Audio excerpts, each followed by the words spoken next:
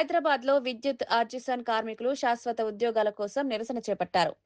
విద్యుత్ ఆర్టిసన్ ఉద్యోగుల జేఏసీ ఆధ్వర్యంలో సైఫాబాద్లోని ఎస్పీడీసీఎల్ కార్పొరేట్ కార్యాలయం ఎదుట ధర్నా నిర్వహించారు. తమ విద్యార్హతల ఆధారంగా శాశ్వత ఉద్యోగాలు ఇవ్వాలని డిమాండ్ చేశారు.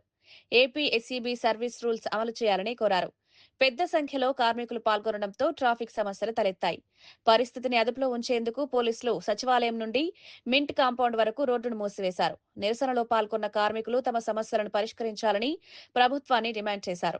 అందరినీ కూడా విద్యా అర్హతలను బట్టి పర్మనెంట్ చేయాలని ఈ తెలంగాణ ఏర్పడ్డప్పుడే మేము డిమాండ్ చేసినాం. విద్యుత్ సంస్థలో ఉన్నటువంటి కార్మికులందరికీ ఒకే సంస్థ ఒకే సర్వీస్ రూల్స్ ను అమలు చేయాల్సిన బాధ్యత ఉందని ఈ సందర్భంగా తెలియజేస్తా ఉన్నాం. దాదాపు 30 సంవత్సరాల నుంచి ఈ సంస్థను నమ్ముకొని దాదాపు 30,000 మంది పనిచేస్తారు. బ్రిటిష్ కాలం నాటి సర్వీస్ రూల్స్ ఇందులో చేర్చడము, 1947 సర్వీస్ రూల్స్ చేర్చడము, మరి అవి అగమ్య గోచరంగా ఈ ఆర్టిజన్లకు అవి మరణఘోషగా మారినాయి.